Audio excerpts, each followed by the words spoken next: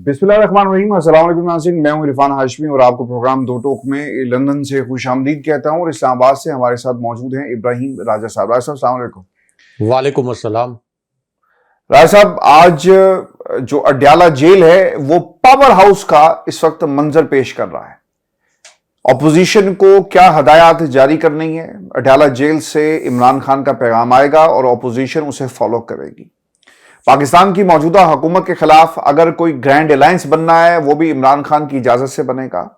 और राय साहब, इस वक्त जो पाकिस्तान तहरीक इंसाफ के हवाले से जो खबरें आ रही हैं वो बहुत ही अहमियत की हामिल हैं। ये मफाहमत वर्सेस पाकिस्तान तहरीक इंसाफ का जो बयानिया है, आपको याद होगा कि पहले दिन शहबाज शरीफ साहब ने कहा कि मफाहमत के लिए हम तमाम लोगों के पास जाएंगे, स्टेक होल्डर से बात करेंगे। लेकिन दूसरी तरफ हमने 9 मई का भी जिक्र होते हुए देखा उसी पार्लियामेंट पे कि निपटा जाएगा। और फिर उसके बाद हमने एक और काम ये देखा कि अचकजई साहब के घर पर छापा और लाहौर में और पाकिस्तान के दीगर शहरों में तहरीक इंसाफ के लोगों पर क्रैकडाउन। तो मफाहमत और फिर साथ साथ जो हुकूमत की इस वक्त पॉलिसी है वो बड़ी क्लियर है कि हमने इनको नहीं छोड़ना। लेकिन दूसरी तरफ इससे भी ज्यादा क्लियर पॉलिसी ये है कि खान साहब से ये तमाम लोग मिलकर आए और उन्होंने बाकायदा तौर पर जो पैगाम है इमरान खान का, इसे पाकिस्तान की अवाम तक मिनो अन जो है पहुंचा दिया है। एक बात राय साहब तय है कि इमरान खान ही ये फैसला करेंगे कि मफाहमत होगी तो किससे बात करनी है और मफाहमत नहीं होगी तो फिर इसका क्या हल करना है। मफाहमत, क्योंकि यहां पर एक चीज बड़ी इंपॉर्टेंट है क्लियर करना कि पाकिस्तान तहरीक इंसाफ को दोबारा से साजिश में लपेटा जा रहा है।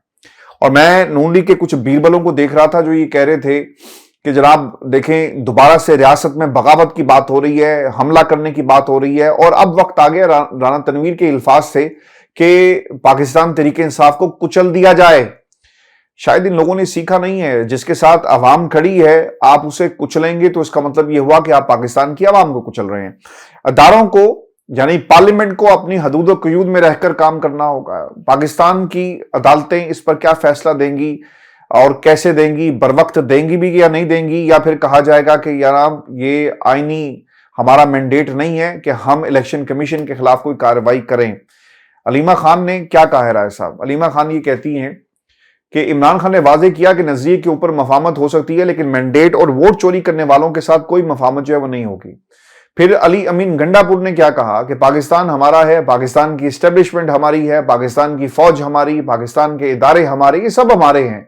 मरकजी हुकूमत ने हमारा जो मैंडेट चोरी किया है, हम इस वोट चोरी का उनसे हिसाब लेंगे और मफाहमत इन लोगों के साथ नहीं होगी। लेकिन कुछ लोग इसकी इंटरप्रिटेशन ये दे रहे हैं कि शायद तहरीक इंसाफ एस्टेब्लिशमेंट से मफाहमत की बात करी है। साहब, इस मुल्क के अंदर हुकूमत की ये कोशिश जरूर होगी कि जिंदा रहने के लिए पॉलिटिकल कैपिटल मौजूद नहीं है। अपनी हुकूमत को जो वेंटिलेटर उन्होंने मुहैया किया है वो है नफरत का पाकिस्तान तहरीक इंसाफ के खिलाफ बयानिया है 9 मई का, जिसे ये इस्तेमाल करेंगे।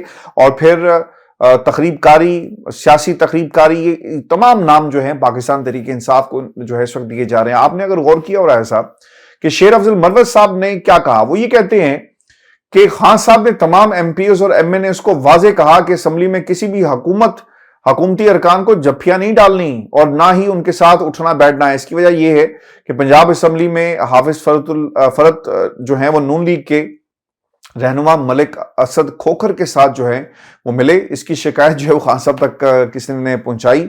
और फिर इसके साथ साथ आमिर डोगर भी स्पीकर जो मलिक अहमद खान साहब है उनसे मिले। अब इमरान खान की तरफ से ये बाकायदा तौर पर एक इसे पॉलिसी कहना चाहिए या फिर एक एडवाइजरी जारी कर दी गई है। राय साहब, शेख अकरम वकास अकरम साहब क्या कहते हैं? चूंकि मैंने जो कहा ना कि पावर हाउस, वो असल में पावर हाउस कैसे बन गया है। पार्लियामेंट के अंदर भी फैसले इमरान खान, पार्लियामेंट के बाहर भी अपोजिशन को कैसे लीड करना है इमरान खान।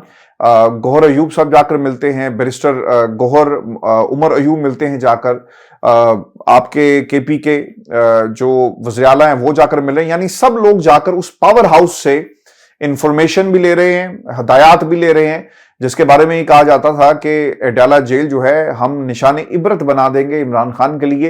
लेकिन राय साहब, तमाम तदबीरें और हिकमत अमली जो है वो उल्टी पड़ गई और इमरान खान तैमूर साबित हुए वक्त के।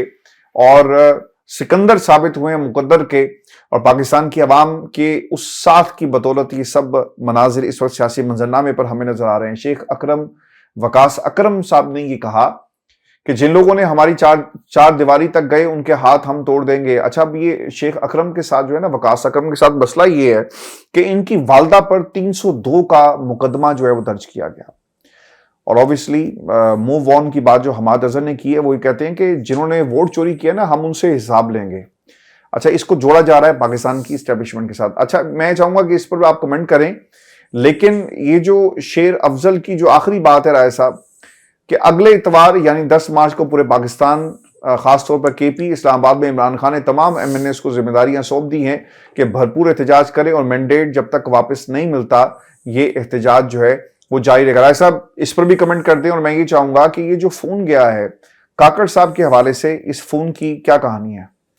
देखें हाशमी साहब, ताकतवर हलकों और आसिफ अली जरदारी के दरमियान पहला मैच फंस गया है, क्योंकि जिस तरीके से नून लीग को नशिस्तें जितवाई गई, जिस तरीके से आसिफ अली जरदारी और पीपल्स पार्टी को अकोमोडेट किया गया, या नून लीग को और पीपल्स पार्टी को और इनकी नाम नहाद इत्तेहादी जमातों को जल्दी जल्दी इकट्ठा किया गया ताकि किसी तरीके से हुकूमत साजी हो सके। और इस वक्त जो आलमी इदारों की जानिब से और आलमी मीडिया की जानिब से नताइज में तब्दीली के हवाले से जो दबाव आ रहा है, इस दबाव की कैफियत से निकला जाए तो इस पूरी सूरत हाल में अब नून लीग को और आसिफ अली जरदारी को यानी पीपल्स पार्टी को बहुत कुछ देना भी पड़ेगा। यानी बहुत कुछ इन्होंने इस मैसिव जो रिगिंग हुई है, इस रिगिंग के जरिए हासिल किया, और अब इस रिगिंग के बदले इनको कुछ देना भी पड़ेगा। अगर ये अपने वोट बैंक के जरिए जीत कर इक़्तिदार में आए होते तो फिर इनको इस किस्म की नाम नहाद इन्वर्टेड कॉमर्स में मैं जो कह रहा हूँ ये कुर्बानियाँ ना देना पड़ती। अब मेरे पास जो एक अहम स्टोरी है जो कि ताकतवर हलकों और आसिफ अली जरदारी के मुतल्लिक है, ये अपने व्यूअर्स को बताते हैं, क्योंकि आसिफ अली जरदारी को इस्टेब्लिशमेंट की जानिब से, जिन्हें पाकिस्तान में ताकतवर हलके कहा जाता है, इनकी जानिब से एक कॉल मौसूल हुई, या आप ये कह सकते हैं कि एक पैगाम भेजा गया, और आसिफ अली जरदारी के लिए खासा सरप्राइजिंग मैसेज था, जो ये समझ रहे थे कि सदारती इलेक्शन के लिए मेरे पास आगे चलकर बिल्कुल स्मूथ सेलिंग होगी, और ऊपर से इलेक्शन कमीशन ने एक मुकम्मल तौर पर गैर आइनी फैसला करते हुए ना सिर्फ ये कि पीटीआई की मखसूस नशिस्तें छीनी, बल्कि इन नशिस्तों को दीगर जमातों में बांट भी दिया। अब इस पूरी सिचुएशन में आसिफ अली जरदारी के सामने एक मुतालबा रखा गया पाकिस्तान के ताकतवर हलकों की जानिब से, और इस मुतालबे को ना मानने की सूरत में आसिफ अली जरदारी की जो सदारत की कुर्सी है ये खतरे में पड़ सकती थी और खतरे में पड़ सकती है, क्योंकि आसिफ अली जरदारी को मैसेज ये दिया गया कि ये जो यूसुफ रज़ा गिलानी ने पहले सेनेट से इस्तीफ़ा देकर वो कौमी असम्बली में आए, उसके बाद ये प्लान बनाया गया कि उनको दोबारा से सेनेटर बनाया जाएगा और फिर चेयरमैन सेनेट बनाया जाएगा। तो इसके ऊपर भी बड़े सवालात खड़े हुए कि यूसुफ रज़ा गिलानी अचानक सेनेट से कौमी असम्बली में क्यों आए, एक ऐसी सूरत में जब उन्हें चेयरमैन सेनेट जैसा ओहदा देने की आसिफ अली जरदारी तैयारी कर रहे थे और नून लीग बज़ाहिर इस पर ऑन बोर्ड थी। अब इस पूरी सिचुएशन में पैगाम ये दिया गया इस्टेब्लिशमेंट की जानिब से आसिफ अली जरदारी को कि आपने चेयरमैन सेनेट हमारा बंदा लगाना है। आसिफ अली जरदारी का आर्गूमेंट ये था कि हम अपना चेयरमैन सेनेट लाना चाहते हैं, क्योंकि वफाक में शहबाज शरीफ जो नून लीग के प्राइम मिनिस्टर हैं उनको लाया गया है। इससे पहले भी वफाक में शहबाज शरीफ प्राइम मिनिस्टर बने थे और बिलावल जरदारी को चांस नहीं मिला था।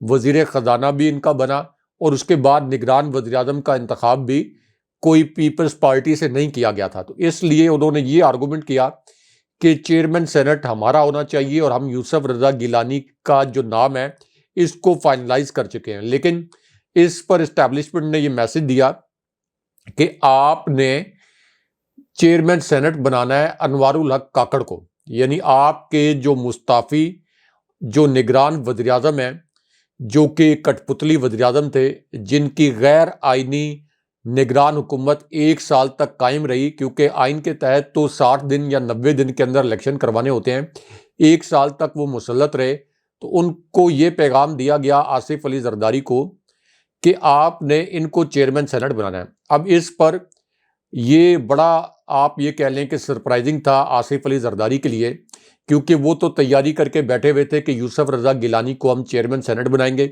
دوسری طرف سینٹ کی کچھ نشستیں بھی خالی تھیں، اور پھر آپ یہ دیکھیں کہ چونکہ صوبائی اسمبلیوں کے جو صدارتی الیکشن کا الیکٹرل کالج ہے، اس میں صوبائی اسمبلیوں کے بھی ووٹ ہوتے ہیں اور بڑا امپورٹنٹ رول پلے کرتے ہیں، تو اس لیے بٹوین دی لائنز یہ میسج بھی کنوے کر دیا گیا آصف علی زرداری کو کہ آپ دیکھ لیں، اگر انوار الحق کاکڑ کو چیئرمین سینٹ کے طور پر نامزد نہیں کیا جاتا تو پھر کیا آپ کے صدارتی الیکشن کے لیے جو آپ کو ووٹ درکار ہیں کیا وہ پورے ہیں؟ کیونکہ قومی اسمبلی کے ہر رکن کا 1 ووٹ ہوتا ہے، سینٹ کے ہر رکن کا 1 ووٹ ہوتا ہے، بلوچستان اسمبلی جو سب سے چھوٹی اسمبلی ہے 65 کے حساب سے تمام صوبائی اسمبلیوں میں ووٹ ہوتے ہیں، تو اس قسم کا میسج جو ہے یہ آصف علی زرداری کو کنوے کیا گیا۔ اب اس کے اندر ایک اور دلچسپ صورتحال یہ پیدا ہوئی کہ آصف علی زرداری نے انیشلی تو یہ کہا کہ میں ابھی فی الحال اس پر حامی نہیں بن رہا۔ آصف علی زرداری نے جوابی پیغام یہ بھیجا جو کہ ٹائم بائی کرنے کے لیے تھا کہ میں اپنی پارٹی سے اس کے اوپر مشاورت کر لوں، لیکن اس کے اندر اب ایک اور جو دلچسپ خبر آ رہی ہے وہ یہ آ رہی ہے کہ پیپلز پارٹی کی انا کی تسکین بھی ہو جائے۔ جیسے پیپلز پارٹی کے متعلق یہ کہا گیا کہ وہ بلوچستان میں اپنا وزیر اعلیٰ لائی ہے سرفراز بگٹی کو۔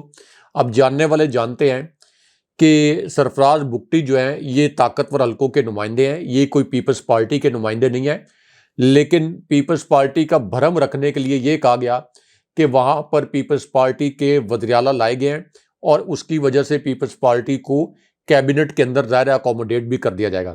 اب یہاں پر ایک جو دلچسپ صورتحال پیدا ہوئی ہے وہ یہ ہے کہ کہا یہ جا رہا ہے کہ ممکنہ طور پر انوار الحق کاکڑ کو باقاعدہ پیپلز پارٹی میں شامل کیا جائے گا، اس کے بعد پیپلز پارٹی میں شامل کروا کے ان کو سینٹ کا الیکشن لڑوایا جائے گا اور اس کے بعد ان کو چیئرمین سینٹ بنایا جائے گا۔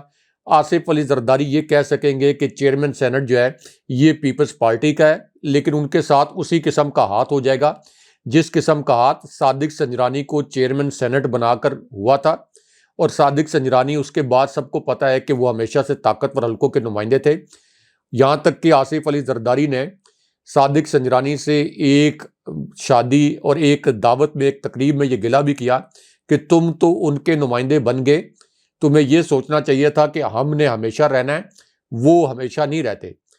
تو آصف علی زرداری کا سایہ تھا پہلے صادق سنجرانی پر بھی، لیکن وہ اصل میں کسی اور کے نمائندے تھے۔ اسی طرح سرفراز بگٹی پیپلز پارٹی کے بظاہر وزیر اعلیٰ ہیں لیکن اصل میں وہ کسی اور کے نمائندے ہیں۔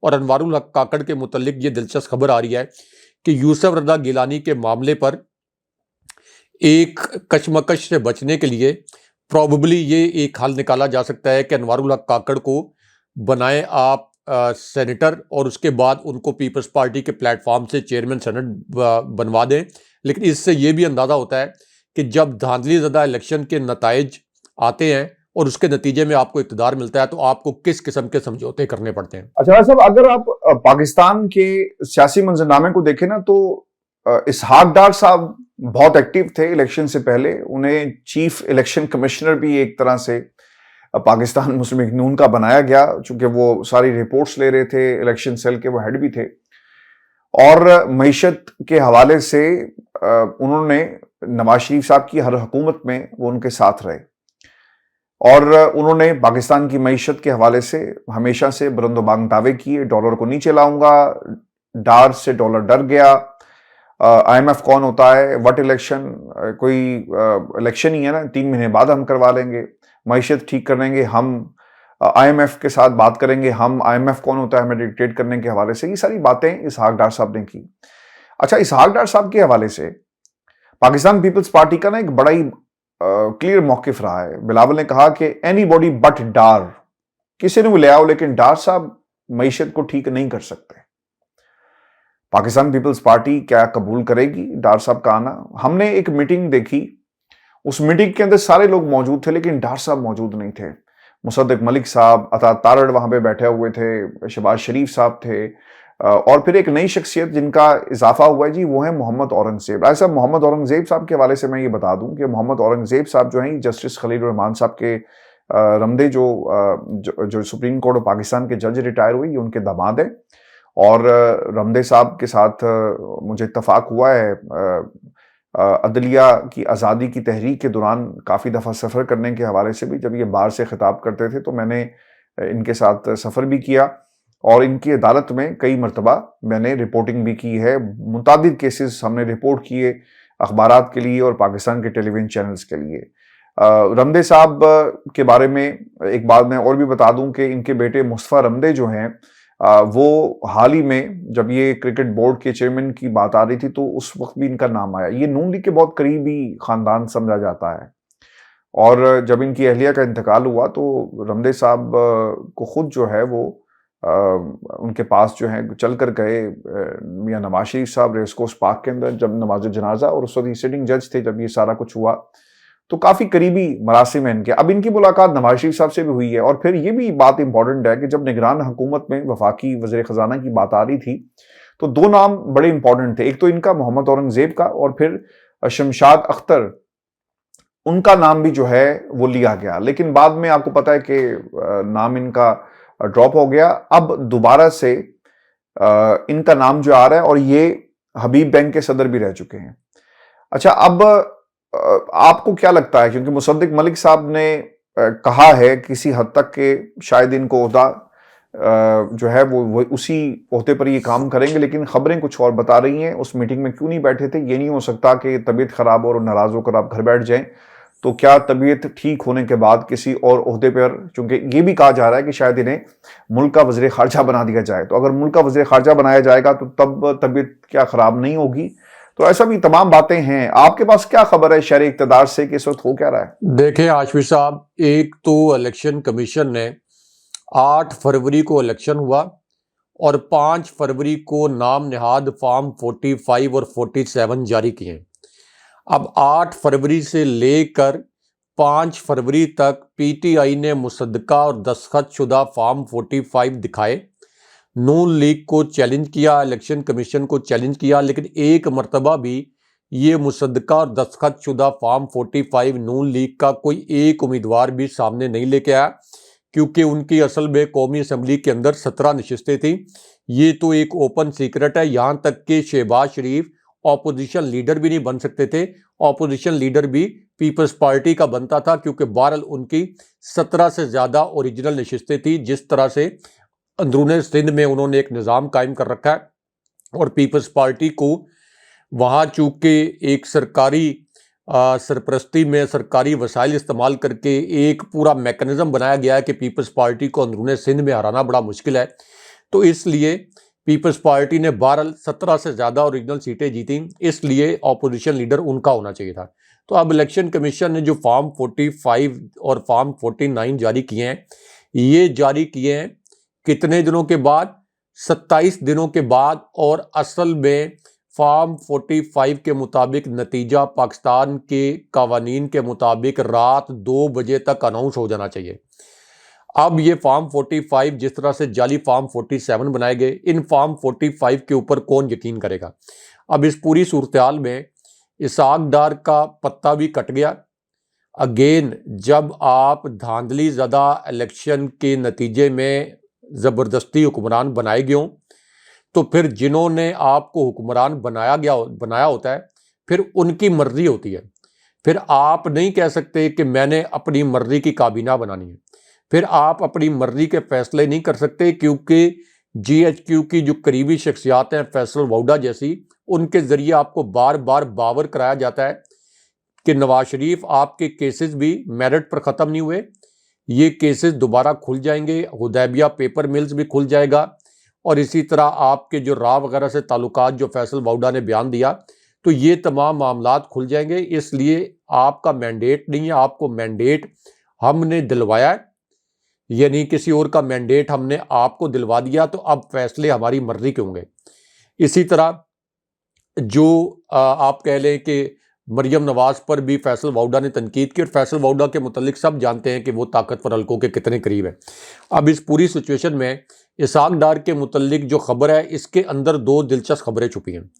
ایک تو یہ ثابت ہو گیا کہ شہباز شریف کے دور میں اسحاق ڈار کو جو وزیر خزانہ بنایا گیا تھا، جن کے متعلق سابق army chief general retired Qamar Javed Bajwa نے ایک بریفنگ میں بتایا کہ انہوں نے غیر ملکی سرمایہ کار کمپنی سے کک بیکس لیے تھے، اور پھر جنرل باجوہ نے جاوید چودھری صاحب کے ذریعے ان کی کرپشن کے متعلق ایک کالم بھی لکھوایا تھا۔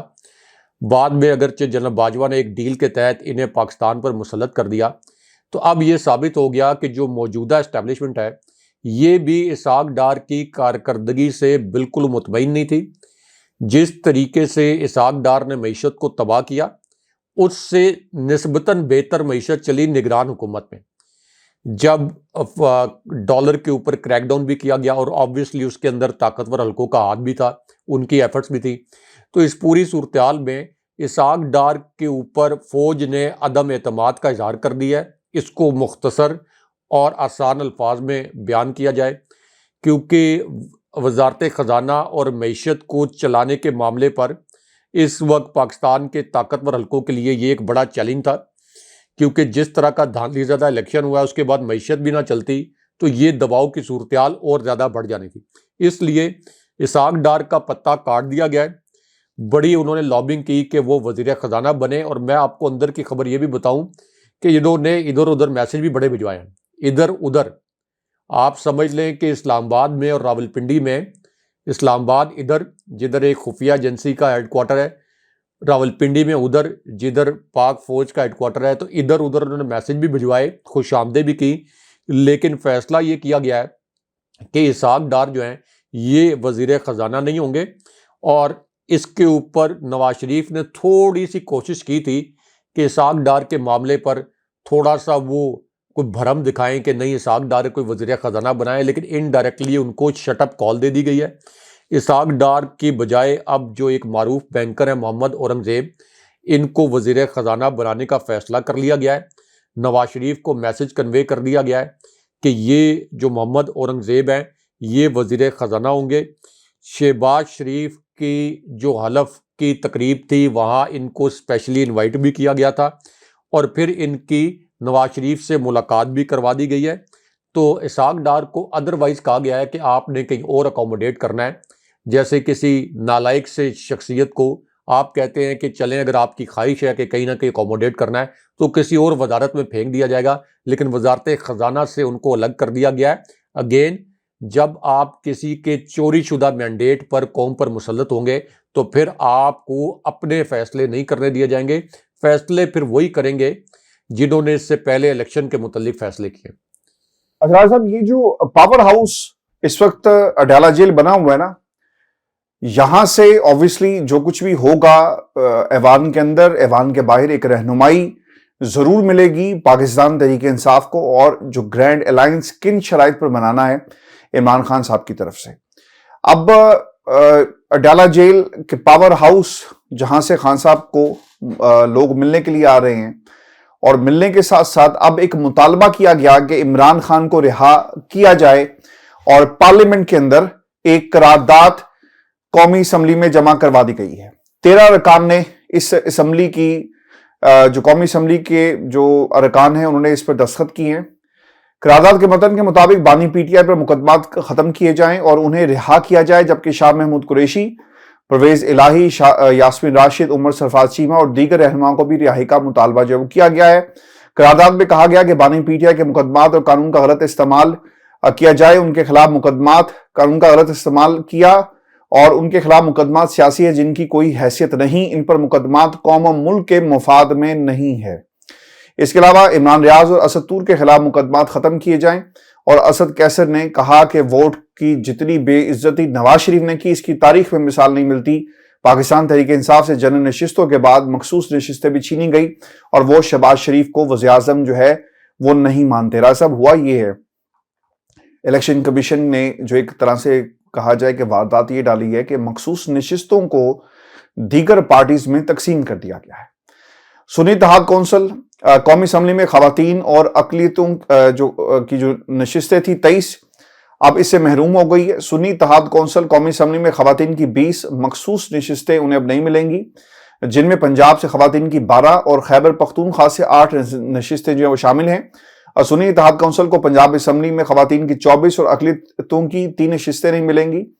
اور اس وقت جو موجودہ پارٹی پوزیشن ہے پاکستان مسلم لیگ نون کی 123، سنی اتحاد کونسل کے ارکان کی تعداد 82، پیپلز پارٹی کے ارکان کی تعداد 73، اور الیکشن کمیشن نے کو یہ اب بتانا چاہیے کہ کس قانون کے تحت یہ سب کچھ جو ہے کیا گیا۔ ہائی کورٹ کا ایک فیصلہ موجود ہے جسے نظر انداز کیا گیا۔ اگر یہ معاملہ سپریم کورٹ میں جائے گا تو قاضی صاحب نے پتہ کیا کہنا ہے کہ جناب یہ ایک آئینی ادارہ ہے اور ہم اس کے اندر مداخلت جو ہے وہ نہیں کر سکتے۔ راج صاحب کیسے دیکھتے ہیں آپ اس معاملے کو؟ دیکھیں ہاشمی صاحب، ایک تو پی ٹی آئی کی جو خواتین ہیں 10 ماہ کے باوجود کئی پی ٹی آئی کی خواتین اب بھی قید ہیں۔ ٹویٹر پر پابندی لگے اس وقت 17 دن سے زائد ہو گئے۔ اس کے بعد سوشل میڈیا پر یوٹیوب، ٹک ٹاک وغیرہ پر پابندی لگانے کے لیے سینٹ میں ایک قرارداد آ چکی ہے۔ اور اب اس پوری صورتحال میں جب اتنے جبر کے باوجود، اتنی بندشوں کے باوجود تحریک انصاف نے اصل میں 180 نشستیں حاصل کر لیں، ان کی مخصوص نشستیں ملائی جائیں تو یہ 227 سے زیادہ نشستیں بنتی ہیں قومی اسمبلی میں۔ یعنی قومی اسمبلی میں تحریک انصاف کی 2/3 اکثریت سے زائد اکثریت بنتی ہے، اس کے باوجود کہ ان کے پاس انتخابی نشان بلہ نہیں تھا۔ دوسری جانب پنجاب اسمبلی میں بھی پی ٹی آئی کی جو نشستیں ہیں یہ 230 سے تجاوز کرتی ہیں اصل میں، یہاں بھی پی ٹی آئی سے نشستیں چھینی گئی ہیں۔ اب اس پوری صورتحال میں عمران خان صاحب جو وفاق کی سب سے بڑی علامت ہیں، جن کے اوپر 9 مئی کا کیس ڈالا گیا، اس پر اب خود بلاول زرداری نے یہ کہہ دیا کہ جوڈیشل کمیشن بنایا جائے۔ چیف جسٹس سے مطالبہ بھی کر دیا یا درخواست کر دی کہ وہ اس کو چیئر کریں۔ اور اس کے بعد پیپلز پارٹی کی اس آپ یہ کہہ لیں کہ بلاول زرداری نے یہ جو اپنی جانب سے سیاسی پتہ پھینکا تھا، پی ٹی آئی نے اس کو قبول بھی کر لیا۔ پی ٹی آئی نے کہا کہ ہمیں قبول ہے کہ جوڈیشل کمیشن بنایا جائے۔ اب چیف جسٹس فائز عیسیٰ صاحب کی سربراہی میں کمیشن بن جائے، لیکن پی ٹی آئی نے کہا کہ ہمیں قبول ہے اور اس کے نتائج بھی، یعنی جو بھی نتائج اخذ کرے گا جوڈیشل کمیشن ہمیں وہ بھی منظور ہوں گے۔ تو اب یہ کمیشن کیوں نہیں بن رہا؟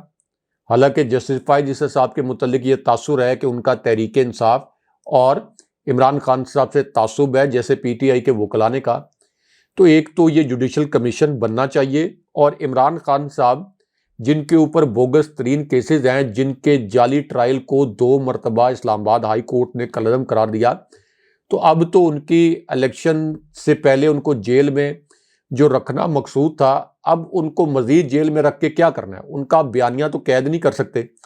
تو اس پوری صورتحال میں قومی اسمبلی، جو کہ ظاہر ہے کہ عوام کا ایک نمائندہ فورم ہے، یہاں پر بالکل ٹھیک قرارداد جمع کرائی گئی ہے، کیونکہ اس کی ایک بڑی سمبولک حیثیت بھی ہے۔ اور اس میں نہ صرف عمران خان صاحب کی رہائی کا، بلکہ شاہ محمود قریشی، پرویز الہی، یاسمین راشد صاحبہ، عمر سرفراز چیمہ، جو کہ سب کو پتہ ہے کہ بڑی مائلڈ ٹون میں بات کرنے والے ہیں، انہیں بھی گرفتار کیا گیا تھا، ابھی تک رہا نہیں کیا گیا، ان کی رہائی کا مطالبہ کیا گیا۔ اور اسی طرح عمران ریاض خان اور اسد طور جو صحافی گرفتار ہیں، ان کی رہائی کا مطالبہ بھی کیا گیا، اور یہ کہا گیا کہ ان کے مقدمات ختم کیے جائیں۔ اور اس وقت ہاشمی صاحب، اس وقت تو شہباز شریف کی حکومت قائم ہو چکی ہے۔ یہ اس سے پہلے بھی شہباز شریف کی حکومت میں جتنی آزادی اظہار پر پابندیاں لگیں، اس کی کوئی مثال نہیں ملتی۔ اس لیے اب تو شہباز شریف کی حکومت بن گئی ہے۔ پہلے تو یہ کٹ پتلی حکومت پر کچھ الزامات عائد کر دیتے تھے، حالانکہ وہ کٹ پتلی حکومت شہباز شریف کی حکومت کا تسلسل ہی تھی۔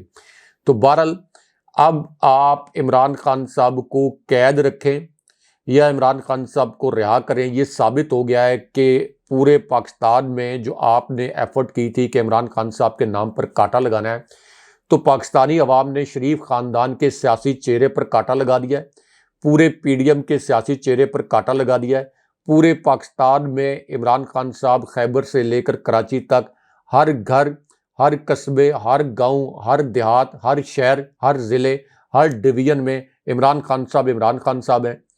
تو اس لیے پارلیمنٹ ہو، سینٹ ہو یعنی قومی اسمبلی، سینٹ، صوبائی اسمبلیاں، کے پی میں چیف منسٹرشپ، تو عمران خان صاحب اس نظام کا ایک ایسا حصہ ہے کہ آپ یہ کہہ لیں کہ عمران خان صاحب ہی یہ سسٹم ہے، عمران خان صاحب بھی یہ سیاست ہیں، عمران خان صاحب کے سوا پاکستانی سیاست کچھ نہیں ہے.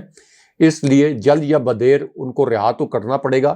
ان کا جو آپ بیانیہ ہے اس کو کسی بھی صورت روک نہیں سکتے، قید نہیں کر سکتے، اور شریف خاندان مسلط کردہ اپنی آخری سیاسی اننگ کھیل رہے ہیں. بہت شکریہ صاحب. ویورز یہ شو تھا آج کا ہمارا. اپنے کمنٹس ضرور بھیجیے گا. چینل کو سبسکرائب کرنا مت بھولیں. مجھے اور ابراہیم راجہ کو اجازت دیجیے. اللہ نے کے بعد.